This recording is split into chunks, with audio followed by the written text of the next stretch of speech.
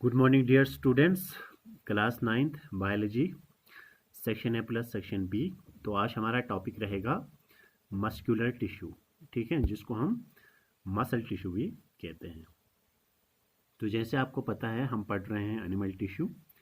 तो animal tissue का classification मैंने आपको डिटेल में पहले जो है वो आपको पढ़ाया है क्लासिफिकेशन। तो थोड़ा सा मैं आपको रिकैप करता हूँ, फिर आपको पता चल जाएगा कि हम जो है कहाँ पे पहुँचे हैं। ये मैंने आपको क्लासिफिकेशन बताई थी, आपका ये एनिमल टिश्यू की क्लासिफिकेशन है, ठीक है। ये आपको पूरा दिख रहा है। जैसे आपको पता है एनिमल टिश्यू को जो है मेनली क्लासिफाई किया गया है 4 हिस्सों में: epithelial tissue, muscular tissue, connective tissue और नर्वस टिश्यू, ठीक है। फिर फर्दर टाइप्स हैं, जैसे एपिथेलियल के 4 टाइप्स, मस्कुलर के 3 टाइप्स, कनेक्टिव के 4 टाइप्स, ठीक है। तो 4 के फिर फर्दर टाइप्स हैं, ठीक है। तो ये लिखवाया है मैंने पहले ही आपको। तो कहने का मतलब ये है कि अभी हम जो है ये एपिथेलियल पूरा कंप्लीट किया है हमने, ठीक है। एपिथेलियल टिश्यू पूरा कंप्लीट किया है हमने, इसके टाइप्स, एपिथेलियल भी पढ़ा और एपिथेलियल के टाइप्स भी पढ़ा। आज हम पढ़ेंगे मस्कुलर टिश्यू, ठीक है। तो उसको 3 हिस्सों में डिवाइड किया, सिट्राइटेड, अनसिट्राइटेड और कार्डियक, ठीक है। तो आज हम पढ़ रहे हैं, तो एपिथेलियल तो कंप्लीट हुआ हमारा, आज हम पढ़ेंगे मस्कुलर टिश्यू। तो आज हम पढ़ रहे हैं मस्कुलर टिश्यू, ठीक है। तो जिन्होंने इससे पहले जो है कोई प्रीवियस लेक्चर जो है वो देखा नहीं है, वो देख सकते हैं आप अपने, मतलब मेरे यूट्यूब के जो प्ले लिस्ट बनाए क्लास 9 बायोलॉजी का, तो वहाँ से आपको वो मिल जाएगा, ठीक है। तो आप मेरे चैनल में जाके देखेंगे, वहाँ मैंने अलग अलग क्लास 9th बायोलॉजी का अलग, 10th का बायोलॉजी का अलग, 11 का अलग है और 12 का अलग वीडियोस बना के मैंने प्लेलिस्ट वहाँ पे अलग अलग बनाई है, वहाँ से आप देख सकते हैं। तो चलो आइए आज का टॉपिक पे आते हैं। तो आज का टॉपिक है, जैसे मैंने आपको ये देख रहे हैं, ये मैंने डायग्राम्स बना के रखे हैं जहाँ पे आपको ये क्या कहते हैं टाइम वेस्ट ना हो, ठीक है। डायग्राम बनाने में काफ़ी टाइम लगता है, तो ये मैंने डायग्राम्स बना के रखे हैं जहाँ ज़रूरत है डायग्राम्स की, ठीक है। तो आइए आते हैं मस्कुलर टिश्यू या मसल टिश्यू किसको कहते हैं। अगर हम मस्कुलर टिश्यू को डिफाइन करेंगे, ठीक है, कैसे डिफाइन करेंगे मस्कुलर टिश्यू को।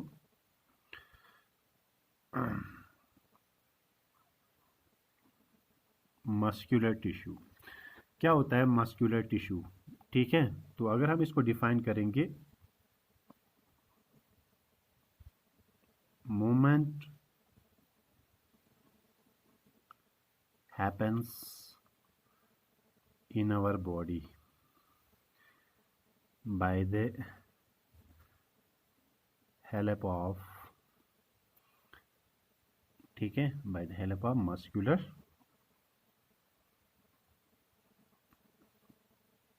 tissue, they are capable, ठीक है, of contraction and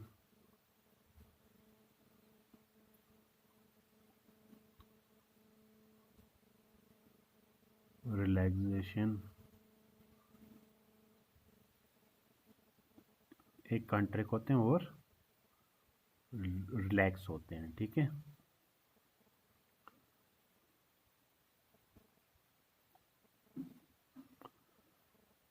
तो अगर हम देखेंगे ये जो है डेफिनेशन क्या है,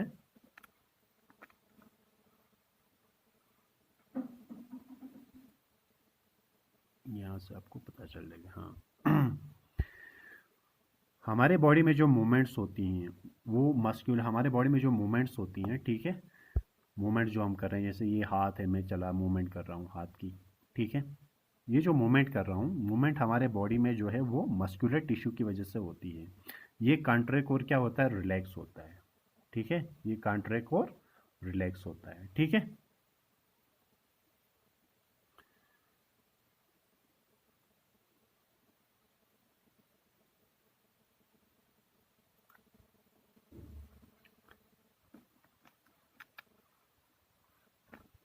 अब ठीक है, पहले ये कैमरा ठीक नहीं था। तो मस्कुलर टिश्यू को आप समझ गए होंगे क्या होता है। मस्कुलर टिश्यू की डेफिनेशन देखेंगे हम। Movement happens in our body by the help of help of muscular tissue, हमारे बॉडी में जो भी मूवमेंट्स होते हैं, ठीक है, जैसे हम चलते हैं, ठीक है, एक जगह से दूसरी जगह लोकोमोशन करते हैं, या हमारी बॉडी में जो मूवमेंट, जैसे मैं पैर हिला रहा हूँ, ठीक है, मैं सर हिला रहा हूँ, मैं हाथ हिला रहा हूँ, ये जो मूवमेंट्स होते हैं ये सब जो है मस्कुलर टिश्यू की वजह से होता है। ये कॉन्ट्रैक्ट और क्या होते हैं, रिलैक्स, कंट्रोल और रिलैक्स होने की वजह से ही हमारे बॉडी के अंदर जो है वो मूवमेंट पैदा होते हैं, ठीक है। तो मस्कुलर टिश्यू के देखा जाए ऑन द बेसिस ऑफ, ठीक है, on the basis of on the basis of their location, ठीक है, कहाँ पे होते हैं, स्ट्रक्चर, उनका स्ट्रक्चर कैसा है, एंड फंक्शन,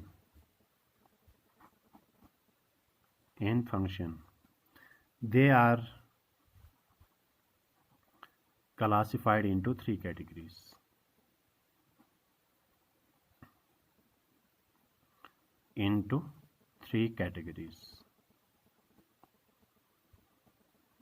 ठीक है। तो मस्कुलर टिश्यू क्या होता है, मस्कुलर टिश्यू हमारे बॉडी में जो भी मूवमेंट्स होते हैं यार, ठीक है, मूवमेंट की वजह से हम जो है लोकोमोशन करते हैं, एक जगह से दूसरी जगह जाते हैं, मूवमेंट होगा तभी तो, जैसे हमारे पैर हिल रहे हैं, ठीक है, सर हिला रहे हैं आप, ठीक है, हाथ हिला रहे हैं, जो भी बॉडी में मूवमेंट कर रहे हैं आप, ठीक है, तो ये जो है हमारा मस्कुलर टिश्यू की वजह से होता है। ये कॉन्ट्रैक्ट होते हैं, कॉन्ट्रैक्ट किसको बोलते हैं, कॉन्ट्रैक्ट होता है आपका सुकड़ना, ठीक है, कॉन्ट्रैक्ट और क्या होते हैं, रिलैक्स, फूलना, कॉन्ट्रैक्ट एंड रिलैक्स, ठीक है। तो लोकेशन, लोकेशन होते हैं कहाँ पे पाए जाते हैं हमारे बॉडी में, स्ट्रक्चर, इनका अलग अलग क्या होता है, स्ट्रक्चर, जैसे मैंने यहाँ पे आपको दिखाया स्ट्रक्चर, ये दोनों आपको बिल्कुल क्या लग रहे हैं, डिफरेंट लग रहे हैं स्ट्रक्चर्स, ठीक है। तो on the basis of location कहाँ पे पाए जाते हैं स्ट्रक्चर, क्या है इनका, एंड फंक्शन, इनका अलग अलग फंक्शन होते हैं, ठीक है। इनको तीन हिस्सों में डिवाइड किया है, तीन कैटेगरीज में, ठीक है। तो पहला है आपका, ठीक है, जिसको हम बोलते हैं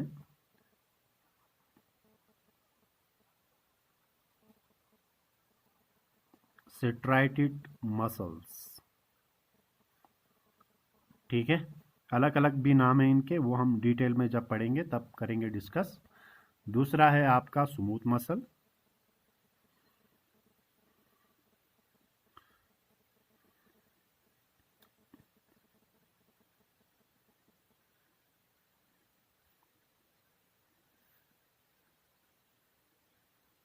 तीसरा है आपका कार्डिक मसल,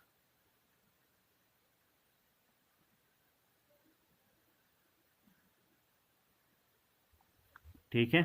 तो लोकेशन कहाँ पे पाए जाते हैं, स्ट्रक्चर, इनका स्ट्रक्चर अलग अलग होता है और फंक्शन क्या है इनका, तो इनको तीन हिस्सों में डिवाइड किया है, ठीक है। तो पहले हम डिस्कस करेंगे फर्स्ट वन, सिट्राइटिड। तो ये यहाँ पे मैंने जो डायग्राम बनाया है वो सिट्राइटिड मसल का है, ठीक है।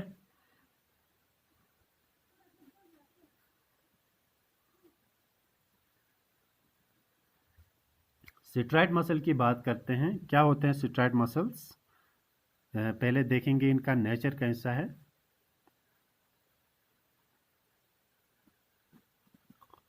ठीक है। दीज मसल्स आर, इसके अलग अलग नाम है, आल्सो नोन एज सिट्रिपिट, सिट्रिपिट भी नाम दिया है इनको, स्केलेटल भी नाम दिया है इनको, ठीक है, एंड इनवॉलेंट्री, ये वॉलेंट्री मसल्स।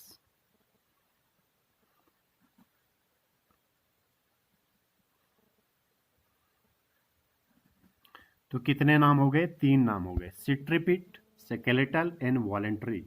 वो क्यों बोला जाता है मैं अभी बताऊंगा आपको, थोड़ा सा और लिखेंगे इनके बारे में।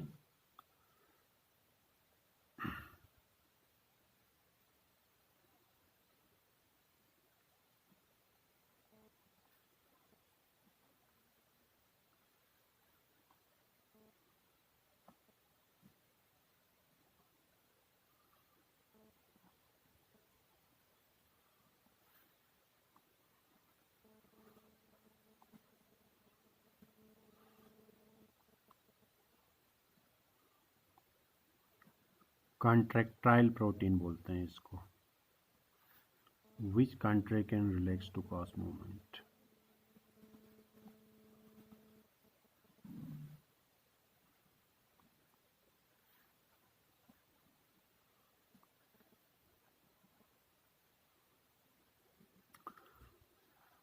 चलो ये समझ जाते हैं आपको, ठीक है। इसको कैसे समझाएंगे, देखो ये इसका डायग्राम है, आपको दिख रहा है। तो डायग्राम पहले मैं एक्सप्लेन करूंगा। जैसे यहाँ पे है सार्कोप्लाज्म, सार्कोप्लाज्म बोलते हैं जैसे सेल में साइटोप्लाज्म नहीं होता है, जैसे ये साइटोप्लाज्म है, ठीक है। तो साइटोप्लाज्म को ही हम सार्कोप्लाज्म बोलते हैं। यहाँ पे क्या है, सार्कोलीमा, ठीक है। सार्कोलीमा होता है जैसे प्लाज्मा मेम्ब्रेन, प्लाज्मा मेम्ब्रेन, या प्लांट्स में आप कहेंगे, ये भी बोल सकते हैं आप नाम, प्लाज्मा लीमा, ठीक है। आउटर लेयर जो प्लाज्मा मेम्ब्रेन होता है या सेल मेम्ब्रेन होता है, सेल मेम्ब्रेन को हम सार्कोलीमा बोलते हैं, साइटोप्लाज्म को सार्कोप्लाज्म बोलते हैं इसमें, ठीक है। बाकी यहाँ पे आपको दिख रहे हैं ये डार्क बैंड्स हैं, यहाँ पे वाइट बैंड्स हैं, ठीक है। तो वाइट बैंड्स भी आप लिख सकते हैं। यहाँ पे है आपका न्यूक्लियस, ठीक है।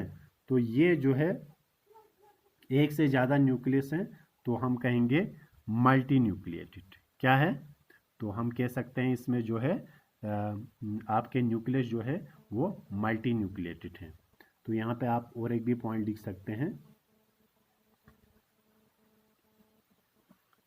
these cells have number of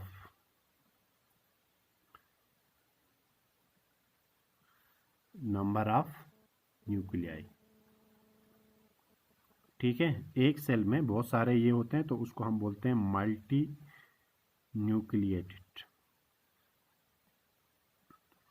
multi nucleated बोलते हैं एक सेल के अंदर बहुत सारे न्यूक्लियस होना, ठीक है। जैसे यहाँ पे आपको दो न्यूक्लियस दिख रहे हैं, एक यहाँ पे दिख रहा है न्यूक्लियस, एक यहाँ पे दिख रहा है, तो दो न्यूक्लियस दिख रहे हैं, तो इसीलिए एक से ज़्यादा को हम मल्टी न्यूक्लिएटेड बोलते हैं, ठीक है। तो जैसे मैंने आपको बताया सार्कोप्लाज्म, ये सब भी आप लिख सकते हैं लेकिन काफ़ी लंबा हो जाएगा वो लिखना, ठीक है। आप ऐसे ही याद भी रख सकते हैं, खुद भी लिख सकते हैं। सार्कोलीमा क्या होता है, मैंने आपको बताया सार्कोलीमा जैसे क्या होता है, ये क्या कहते हैं, प्लाज्मा मेम्ब्रेन नहीं होता है, इसी तरीके से आउटर लेयर ऑफ सेल, तो सार्कोलीमा बोलते हैं। जैसे साइटोप्लाज्म होता है उसको सार्कोप्लाज्म बोलते हैं। जैसे यहाँ पे डार्क बैंड्स हैं, तो ये डार्क बैंड्स हैं, बिल्कुल आपको डार्क नज़र आते हैं, कुछ वाइट हैं, ठीक है। तो न्यूक्लियस आपके मल्टी न्यूक्लिएटेड हैं, एक से ज़्यादा है। Clear diagram. अब यहाँ पे एक्सप्लेन करूँगा। देखो इनको सिट्रिपिट क्यों बोला जाता है, सिट्रिपिट मसल टिश्यू, सिट्रिपिट क्यों बोलते हैं, जैसे आपने देखा है जेब्रा में सिट्रिप्स है, ठीक है, काले और वाइट। तो इसमें भी आपको देखो बिल्कुल जो है काले और वाइट ये नज़र आ रहे हैं ना, इसीलिए इसको नाम दिया गया है सिट्रिपिट जो है मसल टिश्यू। तो सिट्रिपिट मसल टिश्यू क्लियर हुआ। सिट्रिपिट क्यों बोलते हैं, बिकॉज इसमें काले और वाइट स्ट्रिप्स हैं, ठीक है, जेब्रा की तरह दिखते हैं, देखो इसके स्ट्रिप्स, इसीलिए इसको सिट्रिपिट बोलते हैं। स्केलेटल क्यों कहते हैं, स्केलेटल बोलते हैं हड्डियों को, ठीक है। तो ये जो है ये मसल जो है वो हड्डियों के साथ जुड़े हुए होते हैं, तो इसीलिए हमारे बॉडी में क्या होती है, मूवमेंट होती है। तो they are attached to bones and responsible for body movements. तो स्केलेटल क्यों बोलते हैं, स्केलेटल टिश्यू इसलिए बोलते हैं, स्केलेटल का मतलब होता है हड्डी का आपका ढांचा, तो ये हमारे हड्डियों के साथ जुड़े होते हैं। जब हड्डी के साथ जुड़े होते हैं तो हमारे बॉडी में मूवमेंट काज करने में मदद देते हैं, तो इसीलिए इसको स्केलेटल बोलते हैं। वॉलेंट्री क्यों बोलते हैं, वॉलेंट्री इसलिए बोलते हैं, जैसे आपको पता है वॉलेंट्री मतलब जो हमारे चाहत के मुताबिक काम करे, ठीक है, जो हमारे विल के तहत चाहत के मुताबिक काम करे। जैसे ये हाथ है अभी मेरा, ठीक है, मैं अभी जो है इसको क्या कर रहा हूँ, बंद कर रहा हूँ, तो मेरे अकॉर्डिंगली ये काम कर रहा है। तो ये मसल्स जो है देखो मेरे ये फिंगर्स के मसल्स जो होते हैं ये कॉन्ट्रैक्ट हो रहे हैं, रिलैक्स हो रहे हैं, ठीक है। तो ये मैं अपने चाहत के मुताबिक जो है इनको कॉन्ट्रैक्ट और रिलैक्स कर सकता हूँ। तो ये हो गया आपका वॉलेंट्री, ठीक है। जैसे मैं अभी जो है अपने पैर हिला सकता हूँ, ठीक है, आप अपनी गर्दन हिला सकते हैं, तो ये सब हो गए आपके वॉलेंट्री एक्शंस। तो वॉलेंट्री एक्शंस क्या हो गए, वॉलेंट्री हो गए जो आप अपने विल के मुताबिक यानी चाहत के मुताबिक जो है वो आप जो है काम करवा सकते हैं, तो इसीलिए इसको वॉलेंट्री मसल्स बोलते हैं। तो वॉलेंट्री क्या होते हैं? जो आपके चाहत, आप चाहें तो काम कर सकते हैं, नहीं चाहे तो नहीं कर सकते हैं, आपकी चाहत के मुताबिक काम करेंगे। ठीक है, जैसे ये हाथ में हिला रहा हूँ, अपनी मर्जी से हिला रहा हूँ और इसको कॉन्ट्रैक्ट कर रहा हूँ, रिलैक्स कर रहा हूँ, कोई दिक्कत नहीं है। तो ये जो है स्पेशल टाइप ऑफ प्रोटीन की वजह से बना हुआ है ये मसल्स, जिनको हम बोलते हैं कंट्रैक्टाइल प्रोटीन। कंट्रैक्टाइल प्रोटीन ही जो है इनको कॉन्ट्रैक्ट और रिलैक्स करने में मदद देता है। तो कॉन्ट्रैक्ट और रिलैक्स होने की वजह से ही हमारी बॉडी के अंदर क्या होती है? मूवमेंट पैदा होती है। क्लियर? तो क्या होता है, ये किससे बना होता है?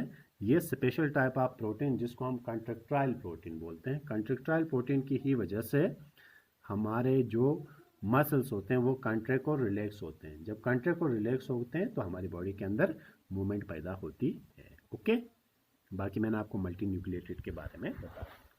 तो यहाँ पे आपका ये हुआ कंप्लीट सिट्रैटेड। दूसरा है आपका कौन सा है? दूसरा है आपका smooth muscle. Smooth muscle. Smooth muscle से पहले जो है हम इसके फंक्शंस के बारे में पढ़ेंगे। फंक्शन मैंने नहीं पढ़ा दिया आपको, ठीक है। अगर हम इनका फंक्शन लिखेंगे, ठीक है, तो फंक्शन कैसे लिखेंगे?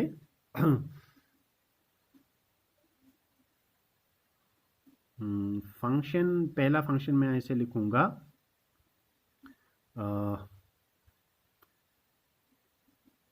these muscles, these पहला फंक्शन है, these muscles can be tired and need rest। ये जो मसल्स होते हैं, ठीक है, ये जो है टायर्ड, थक सकते हैं, और इनको किसकी ज़रूरत होती है? जब थकेंगे तो कॉमन सी बात है रेस्ट की ज़रूरत पड़ेगी। ठीक है। दूसरा, these muscles provide the force for locomotion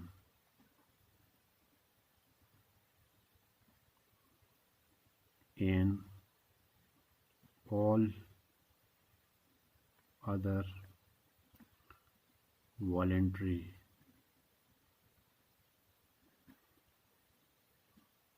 movement of the body। ये मसल्स क्या करते हैं? Force for locomotion. ठीक है, लोकोमोशन के लिए हमें जो है एक फोर्स पैदा करते हैं। जैसे ये कॉन्ट्रैक्ट को रिलैक्स होते हैं ना, तो उससे जो है हमारे बॉडी के अंदर मूवमेंट, उसी मूवमेंट या उसी फोर्स की वजह से हम क्या करते हैं? ठीक है, जब हमारे मसल्स कॉन्ट्रैक्ट और रिलैक्स होते हैं तो उस वजह से हम लोकोमोशन कर पाते हैं, यानी मूवमेंट कर पाते हैं। मैंने आपको नहीं बताया, मूवमेंट हो गया, जैसे देखो ये मैं मूवमेंट कर रहा हूँ, ठीक है, हाथ पैर ऐसे हिला रहा हूँ। लोकोमोशन होता है एक जगह से दूसरी जगह चलना, ठीक है, जैसे हम पैरों के जरिए चलते हैं, तो उसमें भी हमारे जो है मसल्स हमें लोकोमोशन करने में मदद देते हैं, जगह बदलने में, एक जगह से दूसरी जगह चल के जाना। जैसे आप यहाँ हो अभी, तो यहाँ से चल के आप किसी और जगह जाओगे, ठीक है, उसको बोलेंगे locomotion. And all other voluntary movements of the body. Voluntary movements मैंने पहले ही समझा दिया आपको।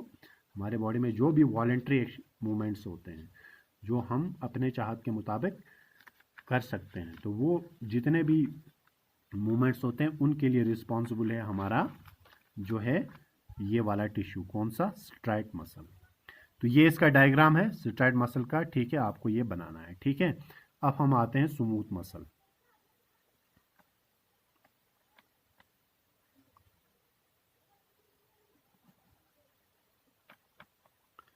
दूसरा है आपका स्मूथ मसल टिश्यू। ठीक है,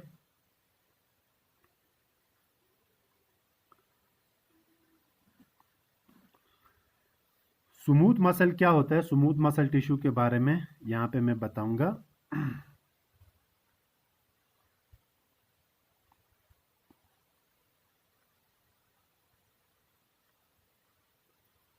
नेचर अगर हम देखेंगे, ठीक है, और मैंने यहाँ पे एक चीज़ भूल गया, मैं यहाँ पे आपको यहाँ पे याद आया, मुझे ऑकरेंस लिखना है, ठीक है। ऑकरेंस कहाँ पे, ऑकरेंस बोलते हैं ये कहाँ पे पाए जाते हैं, ठीक है। कहाँ पे पाए जाते होंगे, कॉमन सी बात है, ये हमारे बॉडी के उन पार्ट्स में पाए जाते होंगे जो वॉलेंट्री होते हैं।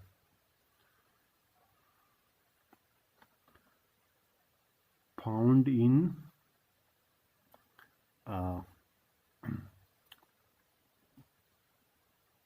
तो ये कहाँ पे पाए जाते हैं, found in muscles of limbs.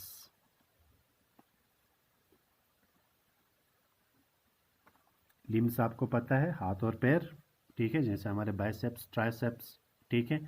इसके अलावा हमारे बॉडी वॉल में भी होते हैं, ठीक है, हमारे नेक में होते हैं,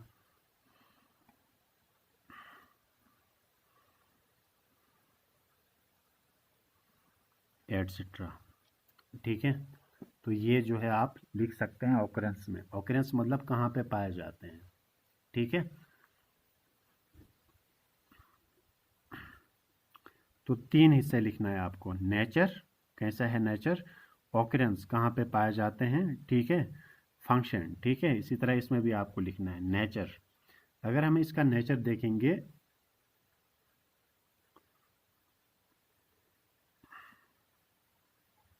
these muscles are involuntary,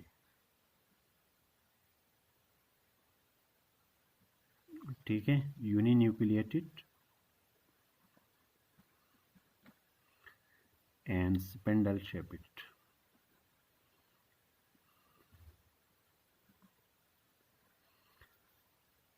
ये जो दिख रहा है आपको, ठीक है, ये जो है आपको इनवॉलेंट्री है। इनवॉलेंट्री आपको पता ही है, जो हमारे कंट्रोल में नहीं है, जो हमारे चाहत के मुताबिक काम नहीं करते हैं, इनवॉलेंट्री उन्हीं को बोलते हैं। तो ये इसका अपोजिट है, ये वाला वॉलेंट्री था, ये इनवॉलेंट्री है, जो हमारे चाहत के मुताबिक काम ना करे, ठीक है। ये हमारा कंट्रोल नहीं है इस पर, ठीक है। यूनिन्यूक्लिएटेड यानी एक ही न्यूक्लियस है, ये देखो बीच में आपको न्यूक्लियस दिख रहा है। स्पिंडल शेपिड, स्पिंडल शेपिड उसको बोलते हैं जो किनारों पे बिल्कुल थिन हो, ठीक है, बीच में जो है ब्रॉड हो, ठीक है, यानी बीच में मोटा और साइड्स में काफ़ी पतला, उसको बोलते हैं स्पिंडल शेपिड, ठीक है। Clear, spindle shape. तो जैसे इसमें भी है सार्कोलीमा, जैसे प्लाज्मा मेम्ब्रेन है, सार्कोप्लाज्म, साइटोप्लाज्म जैसे न्यूक्लियस है, एक ही न्यूक्लियस है, इसीलिए यूनिन्यूक्लिएटेड है। ये इसका नेचर है। ऑकरेंस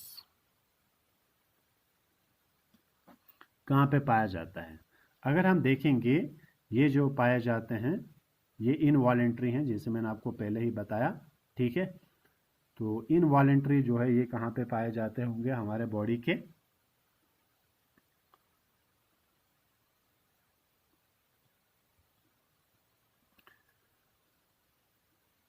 तो सबसे पहले ये हमारे पाए जाते हैं किसमें, एलिमेंट्री कनाल में, वॉल्स ऑफ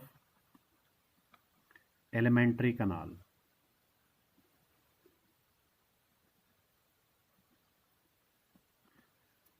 एलिमेंट्री कनाल्स के वॉल्स में पाए जाते हैं, ठीक है। तो ये इसके अलावा जो है डक्ट्स ऑफ ग्लैंड्स में पाया जाता है, डक्ट्स ऑफ ग्लैंड्स के डक्ट्स जो होते हैं, ग्लैंड्स के डक्ट्स में पाया जाता है। तो जैसे हमारा ये एक किस्म, जैसे आपको पता है हमारे बॉडी में एक पेरिस्टाल्टिक मूवमेंट होती है, पेरिस्टाल्स जिसको हम बोलते हैं, पेरिस्टाल्टिक मूवमेंट, पेरिस्टाल्टिक मूवमेंट जो होती है वो हमारे किस में होती है, हमारे एसोफेगस में होती है, जिसकी वजह से हमारा खाना जो है वो हमारे जो एसोफेगस है, खाना वहाँ से पहुँच जाता है हमारे स्टोमक में। तो हमारे एसोफेगस में एक उनके वॉल्स में, हमारा जो एसोफेगस है इनके वॉल्स में जो है ये क्या कहते हैं, इनके वॉल्स में जो होता है ये क्या कहते हैं, यही वाला टिश्यू पाया जाता है जिसको हम बोलते हैं कौन सा टिश्यू, स्मूथ मसल टिश्यू। ठीक है, तो स्मूथ मसल टिश्यू जो है वहाँ पे पाया जाता है, तो ये इनवॉलेंट्री है।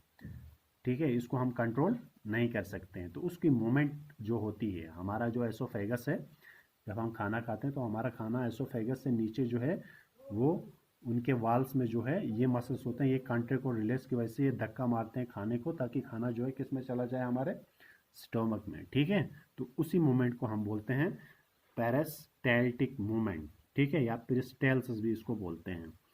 तो ये इनवॉलेंट्री हो गई, तो उसी में एलिमेंट्री कनाल का पार्ट है। ठीक है, जैसे ग्लैंड में डक होता है, डक क्या होता है, एक ट्यूब होता है पार्टिकुलर, तो उस ट्यूब में भी जो होते हैं उनके वाल्स में जो होते हैं मसल्स होते हैं, तो वो मसल्स जो है कॉन्ट्रैक्ट और रिलैक्सेशन की वजह से वहाँ जो भी हार्मोन या ये जो सिक्रेट होता है, ठीक है, ये मतलब ये उन ग्लैंड्स में होगा जो डक्ट्स होते हैं। डक्ट्स होगा आपका एक्सोक्राइन ग्लैंड में, एंडोक्राइन में तो नहीं होगा। ठीक है, तो आपका जो एक्सोक्राइन ग्लैंड्स होती हैं उनमें डक्ट्स होते हैं, तो वो डक्ट्स के ज़रिए पार्टिकुलर जो है वो एंजाइम रिलीज करेगा। जैसे हमारे सलाइवरी ग्लैंड है, तो उनके डक्ट्स कहाँ पे आके ओपन होते हैं, माउथ में आके ओपन होते हैं। तो उन डक्ट्स ये ओपन जो होते हैं, डक्ट्स जो होते हैं उनके, ठीक है, तो उसमें भी पाया जाता है। ठीक है, तो ये इनका जो है ऑकरेंस है। तो इसके बाद है इसका फंक्शन। ठीक है, अगर हम फंक्शन की बात करेंगे इनका,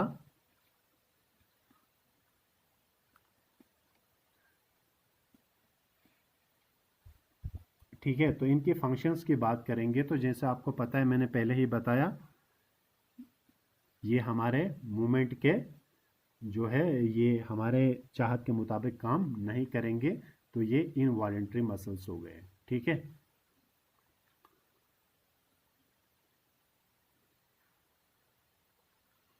तो फंक्शन है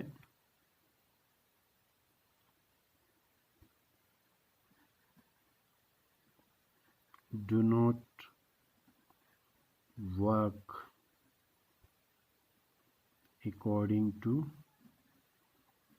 our will, so they are also called involuntary muscles.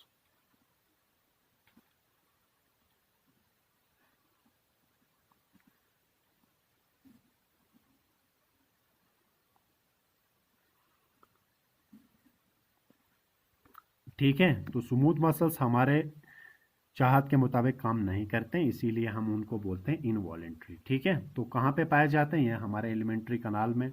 ठीक है, तो एलिमेंट्री कनाल में उनके वॉल्स में पाए जाते हैं, तो इसीलिए जैसे हमारे स्टोमक के वॉल्स पे होते हैं, ये स्टोमक के वॉल्स पे होते हैं, इंटेस्टाइन के वॉल्स पे होते हैं। ठीक है, हमारे एसोफेगस के वॉल्स पे इनके मसल्स होते हैं जिनको हम जो है कंट्रोल नहीं कर सकते हैं। इसके अलावा जैसे मैंने कहा ग्लैंड्स, ठीक है, तो ग्लैंड्स में जो ट्यूब्स होते हैं, ठीक है, इनको ये क्या कहते हैं, जो हमारे ग्लैंड्स में जो डक्ट्स हैं, ठीक है, तो डक्ट्स ऑफ ग्लैंड्स में भी ये पाए जाते हैं। ठीक है, तो ये हुआ इनको ऑकरेंस और फंक्शंस कंप्लीट। तो लास्ट में हमारे पास बचता है तीसरा, and the third one is cardiac muscle.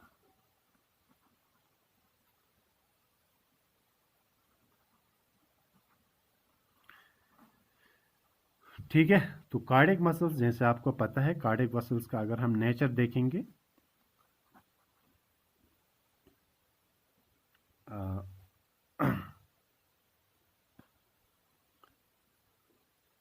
these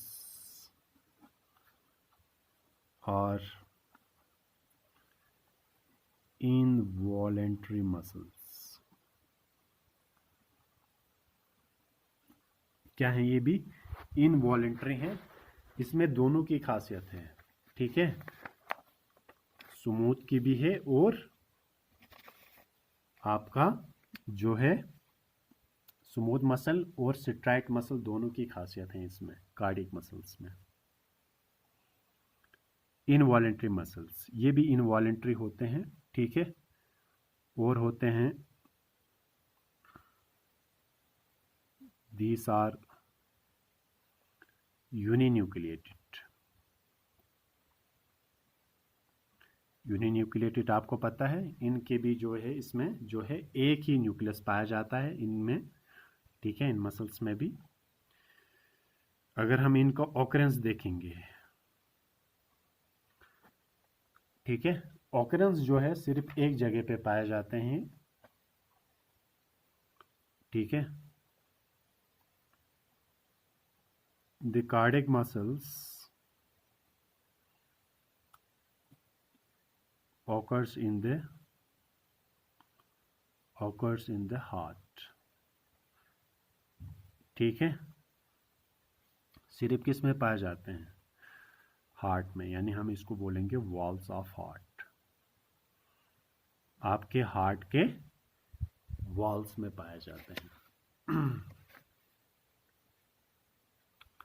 cardiac muscles कहाँ पे पाए जाते हैं, तो कार्डियक मसल्स के बारे में क्या है, इनवॉलेंट्री हैं, इनको भी हम कंट्रोल, जैसे दिल का धड़कना, हमारा हार्ट जो है कंट्रैक्ट और रिलैक्स होता है कि नहीं, तो हम अपने हार्ट को जो है नहीं रोक सकते हैं, इनवॉलेंट्री है, ठीक है। तो इसमें जो है यूनिन्यूक्लिएटेड है, एक ही सेल पाया जाता है, ठीक है, ये एक ही न्यूक्लियस पाया जाता है, ठीक है, सेल्स में एक ही न्यूक्लियस पाया जाता है। तो यूनिन्यूक्लिएटेड एक से ज़्यादा होते हैं तो उसको मल्टी न्यूक्लिएटेड बोलते हैं। ऑकरेंस कहाँ पे पाया जाता है, तो जैसे आपको मैंने पहले ही बताया, ये हमारे हार्ट में होते हैं, ये मसल्स हार्ट के वॉल्स पे होते हैं, जिसकी वजह से हमारा हार्ट कंट्रैक्ट और रिलैक्स, जब हमारा हार्ट कंट्रैक्ट हो जाता है, ठीक है, तो वहाँ से ब्लड जो है उसको पंप करता है, बड़ा तेज़ी से ब्लड निकलता है जो आर्टरीज में फ्लो करता है, ठीक है। उसके बाद जब हमारा हार्ट रिलैक्स होता है, ठीक है, तो उसके हार्ट के चैम्बर्स जो होते हैं वो भर जाते हैं, जब चैम्बर्स भर जाते हैं तो उसका स्पीड काफ़ी कम होती है, ठीक है, तो वो उसका तो वेन्स में फ्लो करता है। तो ये ऑकरेंस लास्ट में हम पढ़ेंगे इसके फंक्शन, जैसे आपको पता है इसके फंक्शन क्या है, इसका फंक्शन है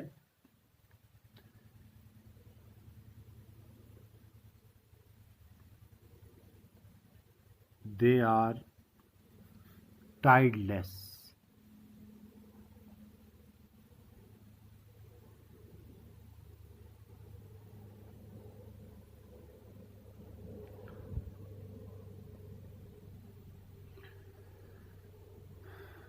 throughout the life,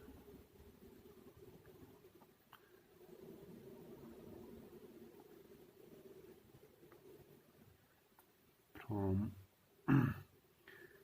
embryonic stage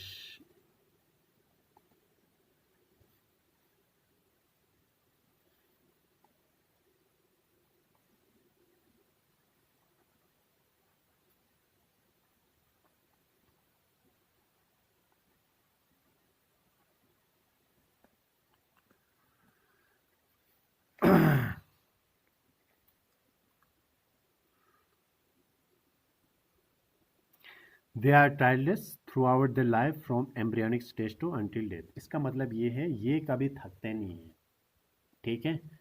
जैसे आपको मैंने बताया था जो हमारे ये क्या कहते हैं सिट्राइट मसल्स होते हैं, ठीक है, सिट्राइटेड मसल्स जो होते हैं वो थकते हैं, ठीक है। जैसे आप चलोगे, फॉर एग्जांपल आप पैरों से चलते हैं या एक आप हाथ घुमाते रहेंगे, ठीक है, कब तक घुमाओगे, 1 घंटे 2 घंटे, जैसे आप चलोगे 1 घंटे चलोगे, 2 घंटे 3 घंटे 4 घंटे 5 घंटे, किसी न किसी जगह पे आप थकोगे तो आपको रेस्ट की ज़रूरत होती है, ये कभी थकते नहीं हैं। अगर ये थक जाएंगे तो इंसान हमेशा के लिए डेथ हो जाएगा। तो जैसे हमारा हार्ट है, ठीक है, tireless throughout the life, जिंदगी भर ये चलता रहेगा, कहाँ से, एम्ब्रियोनिक स्टेज, जब एम्ब्रियो बनता है, ठीक है, ठीक है, जाइगोट के बाद आपको पता है ना एम्ब्रियो बनता है, ठीक है, एम्ब्रियोनिक स्टेज से लेके मरने तक, जब हार्ट ही रुकेगा तो इंसान की डेथ ही हो जाएगी, ठीक है। तो ये इसका फंक्शन है। तो जैसे आपको पता है दूसरा काम, जब ये हार्ट कंट्रैक्ट को रिलैक्स होता है तो इसका काम है ब्लड को various parts of the body में जो है फैलना, ठीक है। The contraction and relaxation of the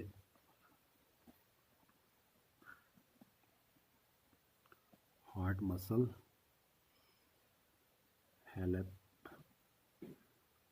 to pump and distribute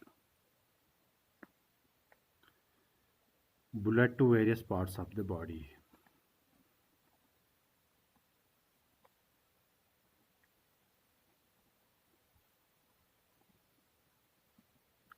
ठीक है, ये इसके दो फंक्शन हो गए। पहला मैंने बताया, दूसरा है मसल, ये हमारा जो है कार्डिक मसल्स, ठीक है, कंट्रैक्ट और रिलैक्स होता है, जिस वजह से हमारा हार्ट कंट्रैक्ट और रिलैक्स होता है।